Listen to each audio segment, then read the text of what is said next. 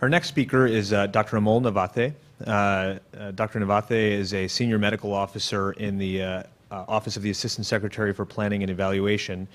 His article, co-authored with Patrick Conway of formerly of the U.S. Department of Health and Human Services and now with Children's Hospital of Cincinnati, focuses on the use of health information technology to enable comparative effectiveness research.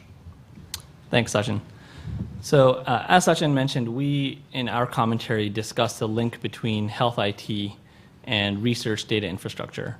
As part of the Recovery Act, along with the emphasis on health IT, there was a $1.1 billion investment for comparative effectiveness research, of which about a quarter of that was dedicated to development of data infrastructure to support CER.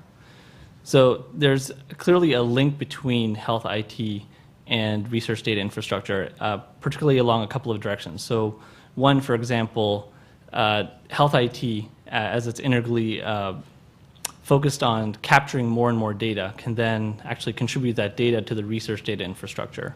That's a very important aspect, as research data infrastructure itself evolves over time, really needs to leverage and communicate with the health IT standpoint.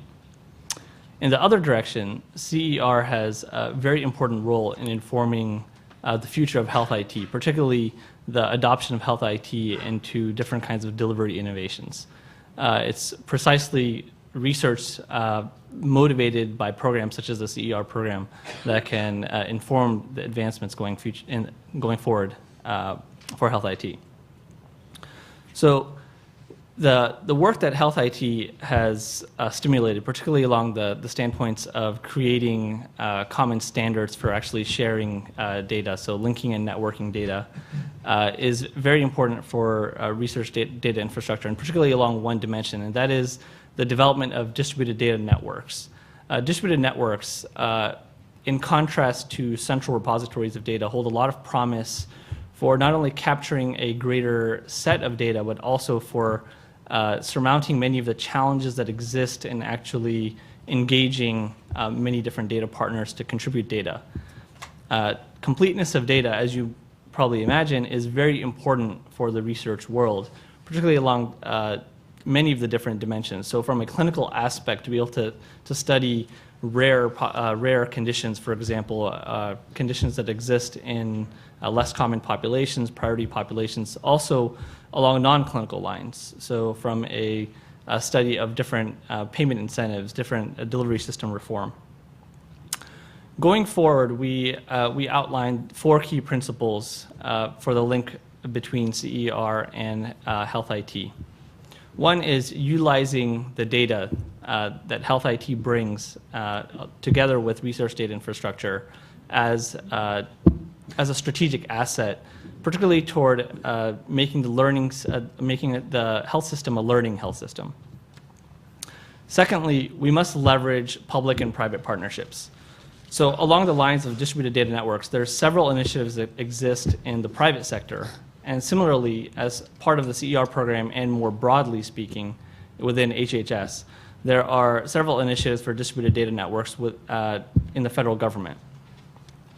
It's very important that not only best practices are shared between the two, but also that there is some co-development, because at the end of the day, to achieve a true complete set of data, so for example, a multi-payer claims database of sorts, it's important that private plans and groups such as CMS work together. A third point is building a robust, scalable platform of technology for data infrastructure. And the key here is that for CER to really achieve its potential or its promise for the improvement of health in the population, clinical data is fundamentally needed. Unless the data infrastructure that's being built right now, which largely does not incorporate a lot of clinical data, is built in a fashion that it can communicate with the advancements in health IT, we'll be leaving something on the table that will critically hinder the potential of CER. Finally, I mentioned that there are several initiatives that exist across the federal government. And it's very important that we coordinate across those initiatives to achieve optimal output. Thanks. So one question that comes to mind when we think about the use of health information technology to promote research is that of patient privacy. And I'd be curious to hear your perspectives on how you would think about protecting patient privacy in the setting of comparative effectiveness research and health information technology. Sure. So that's one of the dimensions where these distributed data networks really are very promising. So in general, a big barrier has been not only along the dimension of privacy, but also proprietary business interests. So a lot of private plans, for example, understandably want to control where their data goes and what it's used for. Distributed data networks, a couple of which are being built within HHS. One, for example, is a mini Sentinel pilot that's being done by the FDA. Another is within ASPE with the multi-pair claims database for comparative effectiveness research, allow data to actually continue to sit behind the firewall of the different health plans or the different data contributors. We can still basically access that data through these distributed networks to conduct analysis, to conduct research of basically any sort. And we can then use different techniques from a statistical standpoint to harmonize all of that data together. That really mitigates a lot of the privacy concerns, because at the end of the day, one of the main concerns from a privacy standpoint is data traveling. So data that moves from one place to another, therefore becomes potentially vulnerable from a security or privacy standpoint. So I think the development of distributed data networks really has a lot of potential in solving that issue. Great. Any questions for Dr. Navathe?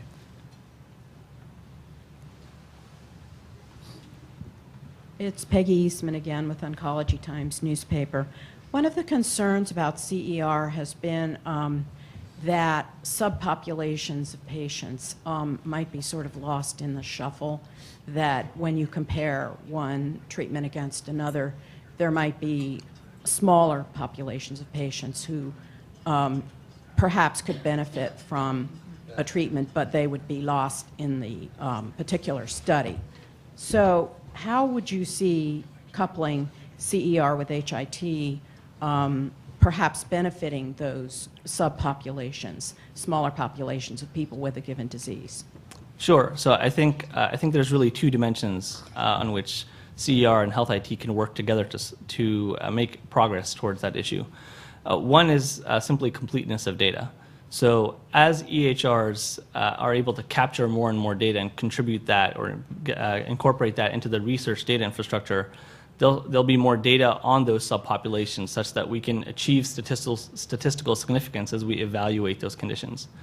A second dimension is, as EHRs collect this information, we can actually explore different types of techniques that will allow analysis of these subpopulations. One example may be something like cluster randomization, where one of the main issues, as you all know, with observational research is the potential lack of randomization. So as EHRs and Health IT advances and enables us to capture more and more data in real time, we can explore different methods which can then address some of these subpopulation issues within the CER framework.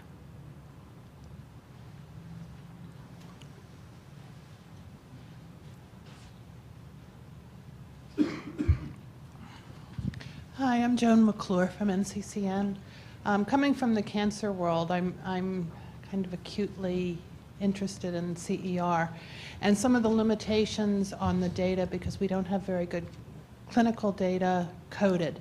And I'm wondering what your thoughts are on the coding of data in order to be able to get out outcomes. Sure. So I think that's a very important challenge going forward. And again, I would say that that is another place where the link between health IT and CER is a very strong and robust one, and one that holds a lot of promise. So clearly, to the extent that we do not have detailed coding or coding is not consistently performed, it is much more difficult to extract outcomes from that data.